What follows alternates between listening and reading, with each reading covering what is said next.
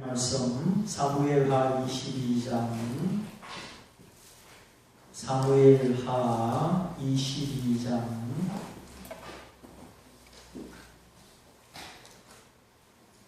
1절부터 3절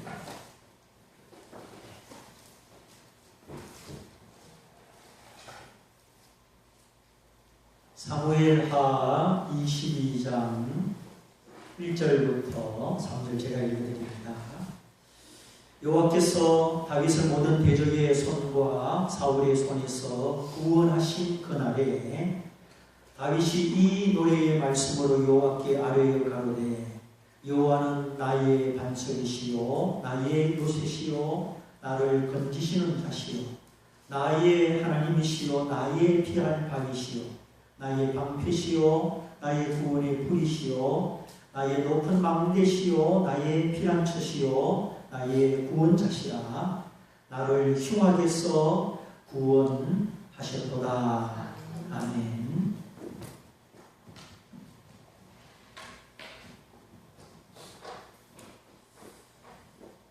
오늘 말씀의 제목이 나의 하나님, 나의 구원인데 이 짧은 구절 안에 나의 하는 말이 우리 9번이나 나옵니다. 나를 구원하셨다. 흉악에서 구원하셨다. 그런데 우리가 믿음이란 무엇인가? 내 믿음이 무슨 소용이 있는가? 이렇게 살아가다가 문득문득 자주 섞인 생각, 의문스러운 생각을 품을 때가 있습니다. 내가 하나님을 믿고 하나님 의지하고 살아가는데 내 믿음이 과연 무슨 효력을 발휘하고 있는가? 믿는다고 하는 나의 믿음의 능력이 무엇인가? 이렇게 우리가 생각하는 시간들이 있지요. 믿음이란 상호 약속이고 상호 신뢰입니다. 어느 한쪽에서 약속을 어기면 계약이 파기되고 파기환송이 되지요.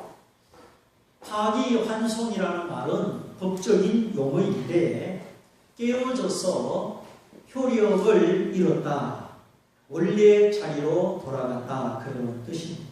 법원에서 판단하기를 이제 효력이 상실하였으니 당신의 고소고발건은 더 이상 접수되지 않는다. 이제 법원에서 다루지 않는다. 이런 뜻에서 고발건을 돌려보내고 파기환송을 시키죠. 그렇게 되면 더 이상 법에 호소를 하지 못하고 재판이 진행되지 않으며 뜻을 이루고자 하는 일이 상실되는 거죠. 무효로 돌아가는 성도의 믿음도 마찬가지. 우리의 믿음도 하나님과 나 사이에 약속이고 신뢰입니다. 어느 한편만 약속한 것이 아니고 어느 한쪽만 믿고 있는 것이 아니죠. 하나님 이렇게 해라, 내가 이렇게 하겠다 약속하시고 우리는 그 약속의 말씀을 믿고 받아들여서 상호 신뢰, 상호 믿음의 관계가 이루어지는 것이죠. 그러므로 믿음이라는 것은 두 인격 사이의 약속이고 계약입니다. 상거래도 그렇고 물건을 주고 돈을 받고 결혼도 그렇고 이게 다 약속이고 계약이지요. 하나님이 사울이라는 사람을 믿어서 그가 겸손할 때 왕으로 세우셨습니다. 또 작은 지파, 베냐민 지파 중에서 별로 힘없는 가문 기스의 아들 사울을 하나님이 왕으로 세우십니다. 얼마나 평범한 집안인지 나귀 한 마리를 잃어버렸는데 그 잃어버린 나귀 한 마리를 찾지 않으면 안 되는 가정. 그래서 아버지 기스가 얘야 사울아 가서 잃어버린 나귀를 찾아보느라. 나귀를 찾아다니느라고 3일이 걸렸습니다. 그 잃어버린 나귀 한 마리 찾지 않으면 안 될 만큼 그렇게 평범한 가정이 사울의 가정이었다는 것이죠. 스스로 왕이 될 자격이 없음을 알았기 때문에 백성들이 사울왕 만세, 사울왕 만세, 만세를 부를 때 사울이 어떻게 했습니까? 내가 여기 있어. 당신이 찾는 왕이요. 사무엘 선지자가 추대한 왕이요. 그렇게 하지를 못했습니다. 어디 사이에 숨은지라, 행구 사이에 숨은지라. 백성들이 기대하고 새로운 왕이 이제 나타났다고 난리인데 진짜 왕이라는 사람은 어디 숨어가지고 나오지를 않는 거예요.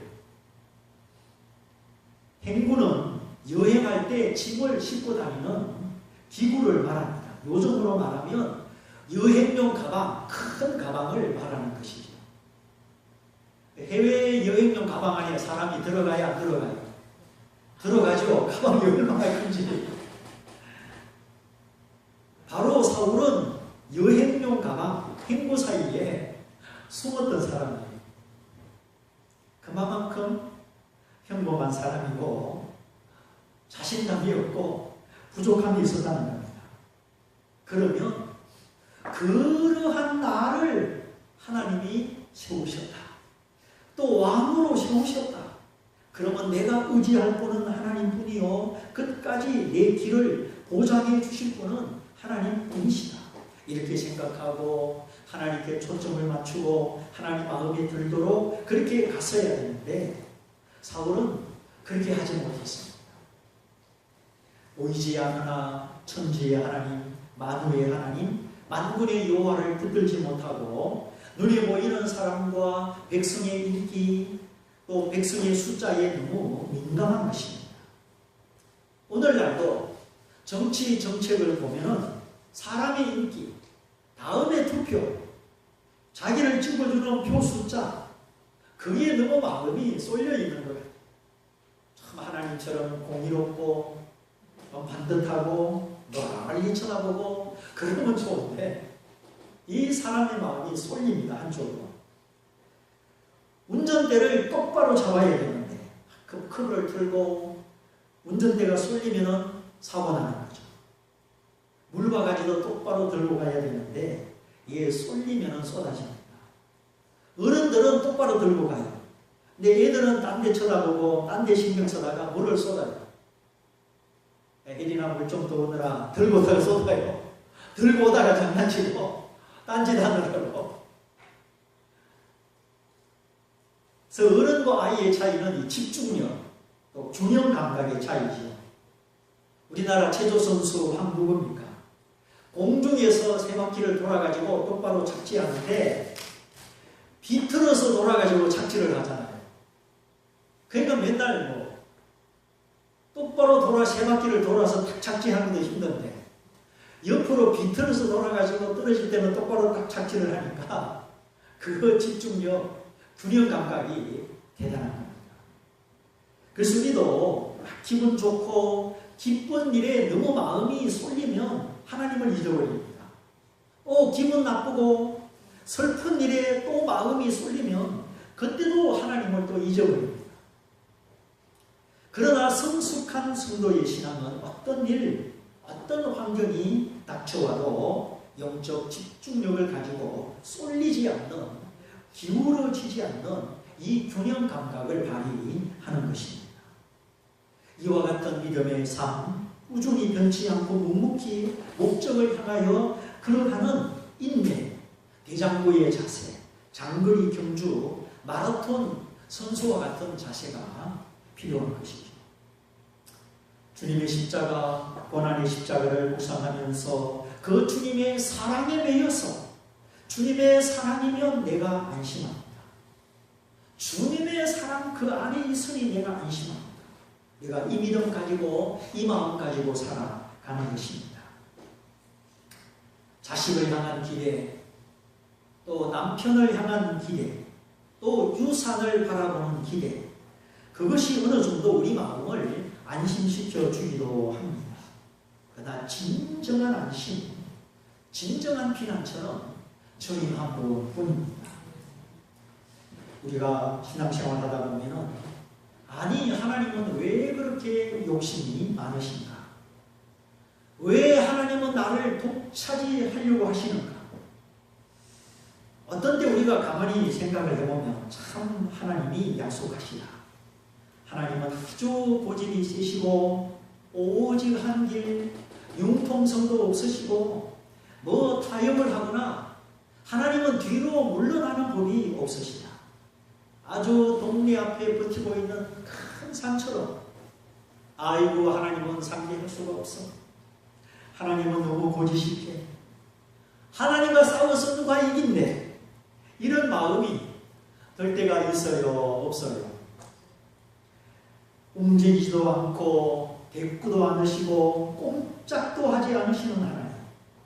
버티고 가로막고 어떤 때는 내 앞길에 장애물처럼 보이는 그 하나님. 아니 하나님은 왜 그렇게 버티고 계시는가? 참 사바사바도 하고 세상들로 좀 건드리면 좀 넘어가기도 하고 달래고 빌면 좀 비켜주기도 하고 그러면 좋을 텐데 야 한겨울에 동작물처럼 봄이 올 때까지 꼼짝도 하지 않는 추위 그처럼 하나님은 뭔가 독차지하는 것 같고 왠지 막 독재하는 것 같고 아유 하나님은 못당해 어찌해 볼 수가 없어. 이런 느낌. 초신자들은 이런 걸 아직 잘 못 느끼죠. 신앙생활 오래 하고 하나님과 나 사이 밀고 당기고 그래도 하나님을 사랑하고 하나님을 두려워하고 그런 분들이 가끔 이런 감정을 느낍니다. 하나님은 좀 눈 감아주시면 안 되나? 좀 잘했다고 칭찬해 주시면 어디 덧나나? 도무지 하나님은 어디 계시는지 뭘 하고 계시는지 손에 잡히지도 않고 내 기도를 들으시는 건지 안 들으시는 건지 내 사정을 아시는지 모르시는 건지 이것이 내 손이다. 하나님의 손이 보이고 좀 하나님이 눈에 보이도록 효과가 나타나야 되는데 하나님은 보이지도 않고 나타나지도 않고 하나님과 나 사이에 이런 관계 이런 것이 믿음 없는 성도에게 나타나는 것이 아니라 믿음 있는 성도에게 나타난다는 겁니다. 하나님을 기대하고 하나님을 소망하고 그래도 구별되게 살려고 애쓰고 세상 따라가지 않고 하나님이 기뻐하고 슬퍼하는 것, 선한 것, 악한 것 이런 것을 구별할 줄 아는 성도가 이런 느낌을 가집니다. 이런 때에 우리에게 하나님을 아는 지식이 필요합니다. 하나님은 인생이 아니시라 피조물이 아니시고 사람이 아니시라 시건치 아니하십니다. 시건 먹을 십자에 말씀 은자 말을 잡아먹는다. 내가 언제 그렇게 말했느냐? 나 그렇게 말한 적 없다. 이렇게 자기가 한 말을 부인하고 휘침이 되는 거 그게 시건이죠. 사람은 사정이 바뀌고 사정이 급하면 시건합니다. 돈이 사람 속이지 사람이 사람을 속이냐? 아니요. 절대 그 말 믿으면 안 됩니다. 돈은 인격이 없습니다. 돈은 속일 줄을 모릅니다. 돈을 잘 관리하지 못한 사람이 속이는 거예요. 그러고는 돈 핑계 대는 겁니다. 그래서 우리가 돈에 있어서 정직하지 않으면 아직 그거는 믿음이 아닙니다. 끝까지 돈을 이기고 돈을 초월하는 믿음 간직하시기를 바랍니다. 그래서 영국의 서펄전 목사님이 말했던 것처럼 사람이 하나님을 믿고 회개하면 주머니도 회개한다 그랬어요. 회개하고 예수 믿었는데 돈 계산이 정확하지 않다. 지갑이 정확하지 않다. 이거는 문제가 있는 믿음입니다. 하나님을 내 아버지로 모시고 천국을 바라보는 믿음의 성도는 반드시 물질의 소중함을 알지만 물질을 초월하여 하나님을 섬깁니다. 은금보다 더 큰 것이 예수 이름이요 세상 물질보다 더 큰 것이 하나님의 나라입니다. 그래서 베드로 사도는 은과 금은 내게 없거니와 예수 이름으로 명하노니 일어나 걸으라. 베드로는 은과 금이 없는 가난한 사람이었어. 그렇지만 무엇이 있어서? 예수의 이름이 있어서, 예수의 이름이 함께하여서 베드로는 사도가 된 것입니다. 더 좋은 것을 주시는 하나님, 내 마음을 평강으로 지키시는 하나님, 남종과 여종에게, 자녀와 청년과 노년에게 성령을 부어주시는 좋으신 하나님이십니다. 남자 여자 구별하지 않고 남종과 여종에게, 또 나이를 구별하지 않고 주일학생, 청년, 노년에게 성령을 부어주시는 얼마나 좋으신 하나님이신지. 그래서 우리 인생의 참된 문제는 환경의 문제가 아니요 마음의 문제요 심령의 문제임을 아시는 하나님. 그 하나님은 참된 지식의 하나님이요 인격의 하나님이요 우리에게 가장 좋은 것을 주시는 사랑의 하나님이십니다. 복 주시는 하나님이시고 홀로 하나이신 하나님이시고 가까이 가지 못할 빛 가운데 거하시는 하나님이시고 죽지 않는 하나님이시다. 복 주시고 유일하시고 빛 가운데 거하시고 죽지 않는 이 네 가지 특징을 가지신 하나님이 바울 서신에, 요한 서신에 기록이 되어 있습니다. 복 주신다 이 말은 헛된 것을 주지 않는다는 뜻입니다. 이 세상은 욕심내고 가지고 취하여도 죽음 앞에다 헛된 것이요 두고 가는 것이죠. 자식 사랑한다고 자식에게 유산을 물려줘도 그 유산이 자식을 유익하게 하지 못합니다. 물론 보탬이 되고 유익한 유산도 있지만 하나님을 의뢰하는 믿음이 있고 그 믿음 위에 유산이 있어야 되는데 그래야 그 유산이 선하게 쓰이죠. 근데 믿음 없고 돈만 의지하는 생각 위에 유산을 더하면 유익하게 못하게 되는 겁니다.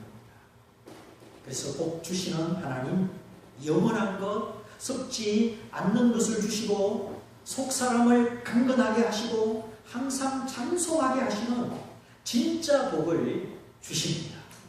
이 복을 받으면 내 영혼이 은총 입어 중한 책임을 붙고 보니 내 주 예수 모신 곳이 그 은이나 하늘나라 초막이나 궁궐이나 하늘나라. 이 찬송이 내 찬송이 되고 내 마음의 찬송이 되는 것입니다. 정말 믿음으로 부르고 고백으로 부르고 가슴으로 부를 수 있는 나의 찬송이 되는 것입니다. 왜 우리에게 고난이 있고 하나님은 보이지 않고 내 삶 속에 태산 같은 문제는 버티고 있느냐? 아까 말한 대로 하나님은 고집이 세시고 융통성도 없고 고지식하시고 왜 하나님은 그냥 버티고 계시느냐? 하나님을 사랑하고 십자가 복음을 알고 은혜를 입은 자, 은혜를 아는 성도가 하나님을 향한 이런 느낌, 일종의 회의가, 그래서 내가 하나님을 바짝 따르기보다 아이고 안 되겠다, 하나님과 내가 좀 거리를 둬야 되겠다, 야 하나님 바짝 따라가다가는 내가 쪽박 차겠다, 이런 생각. 초신자들은 아직 여기까지 못 갔습니다. 그런데 그렇게 소중한 하나님의 자녀가 왜 이런 느낌, 이런 생각을 가지게 되느냐? 그 이유는 거기서 믿음을 지키고 거기서 하나님을 의지하여서 오늘 다윗처럼 나의 하나님, 나의 구원을 삼으라는 것입니다. 내가 잠잠한 것 같으나 잠잠하지 아니하고 네가 망하는 것 같으나 망하는 것이 아니고 언약을 지키는 자, 약속을 지키는 자, 하나님을 신뢰하여 믿고 기다리는 자에게, 지키는 자에게 나 여호와가 나타나려 하며 구원하려 하며 복주려 함이라. 하나님이 우리 이념 속에, 생각 속에, 신학 속에 계시는 분이 아니라 내 마음 가운데 살아 계시는 하나님, 내 입술의 찬송으로 살아 계시는 하나님, 남녀를 상관없이, 나이를 상관없이 성령을 주셔서 꿈꾸게 하시는 하나님, 그 하나님이 나의 하나님에게도 내 삶 속에 계시는 하나님이 계시려고 우리가 인내의 길을 가며 약속의 길을 가며 때때로 고난의 길을 걸어가는 것입니다. 그래서 하나님은 이런 분이시다.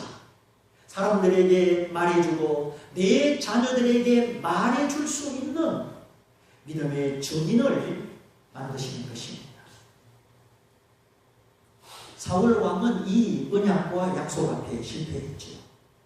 왕이 하나님의 말씀을 버림으로 하나님도 왕을 버려 왕이 되지 못하게 하셨나이다. 사무엘 선지자를 통하여 그 말이 떨어졌죠.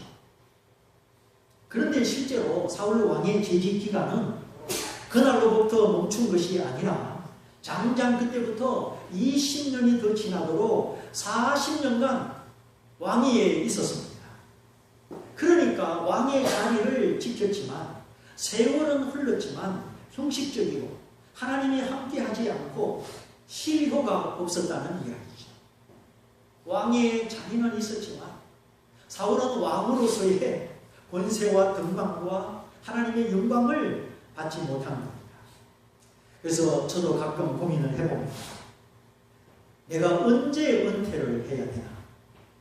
만일에 하나님이 함께하지 않고 실효가 없고 형식적이다, 자리만 지킨다, 제가 그런 생각을 하게 된다면 저는 얼른 보따리를 살 생각입니다. 저보다 더 하나님이 함께하시고 실효가 있는 사람에게 넘겨줘야지 그냥 자기만 지키고 있는 것은 의미가 없기 때문이죠. 그래서 그렇게 살아가지 않으려고 애를 쓰고 있는데 정말 이 시대의 어두움과 회방하는 세력들이 만만하지 않습니다. 영적으로 잠들고 쇠퇴하는 것, 이것이 가장 큰 과제지요. 저도 여러분도 하나님 앞에 잠들지 않고 깨어있는 것, 영적으로 무장하며 살아가는 것, 이것이 오늘 말세승도의 관건입니다. 사울처럼 실제로는 하나님께 버림을 받고 형식적으로 자리만 지킨다, 이거는 의미가 없는 것 같습니다. 그래서 우리가 뭐 눈에 띄게 무슨 결과를 내고 열매를 내고 그런 휘날레 축복의 사건, 그것도 중요합니다.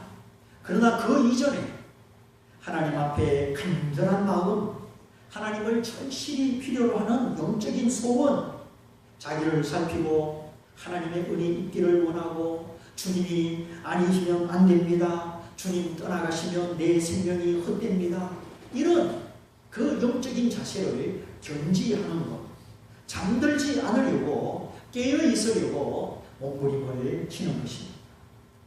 그래서 하나님과 나 사이에 실질적인 교통이 있고 하나님의 지혜가 비춰오고 고민하면서 기도하면서 땀 흘리고 애쓰면서 하나님을 따라가는 것, 이것이 다윗이 걸어간 길이요.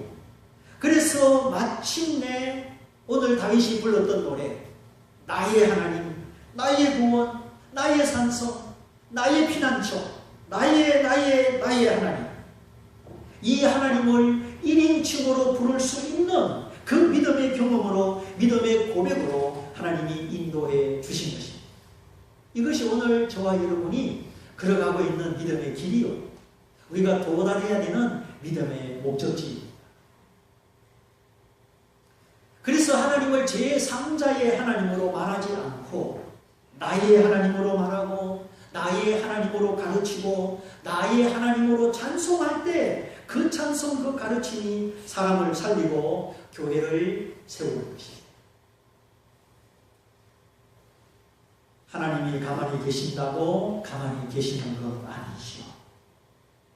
내가 원하는 만큼 나타나지 않는다고 죽으신 하나님 아닙니다. 내가 원하는 만큼 느껴지지 않는다고 하나님이 나를 멀리 떠나 계시는 것 아닙니다. 하나님은 복 주시는 하나님이요, 세상 모든 우상과 비교할 수 없는 유일하신 하나님이요, 가까이 가지 못할 빛 가운데 거하신다. 내가 생각하는 것보다 더 큰 진리, 더 큰 위험 가운데 거하시고 영원히 죽지 아니하시는 살아계신 하나님이시오.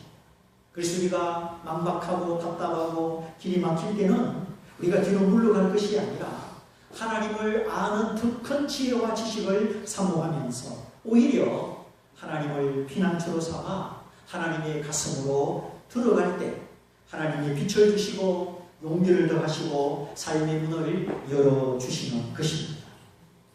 그러므로 사울처럼 믿음을 버리고 언약을 버려서 파기환송, 너와 나의 계약은 끝났다. 사울처럼 이런 성도 되지 말고 믿음 지키고 하나님 약속 붙들고 끈질기게 하나님을 바라고 하나님을 구하는 다윗같이 하여서 하나님은 나의 하나님이요, 하나님은 나의 찬송이요, 하나님은 나의 구원입니다. 이렇게 하나님을 1인칭으로 고백하고 간증하는 우리 모든 성도가 되시기를 주님의 이름으로 축원드립니다. 이 말씀을 붙잡고 기도하겠습니다. 우리가 때로 연약할 때가 있습니다. 참 피곤하고 잠들 때가 있습니다. 하나님 앞에 자신 없는 내 모습을 발휘할 때도 있습니다. 그렇다고 하나님이 나를 사랑하지 않은 것 아니요, 내게 관심 없는 것이 절대로 아닙니다. 그 가운데서 더 하나님을 바라고 하나님을 아는 지식 가운데 진리 가운데 굳게 서서 한 걸음 한 걸음 실험하면서 하나님을 따라가는 믿음의 연습을 잘 감당하여서 마침내 나의 하나님, 나의 구원, 나의 찬송, 하나님을 1인칭으로 고백하고 간증하는 우리 믿음의 성도 되도록 우리 말씀을 붙잡고 같이 기도하겠습니다. 할렐루야. 살아계신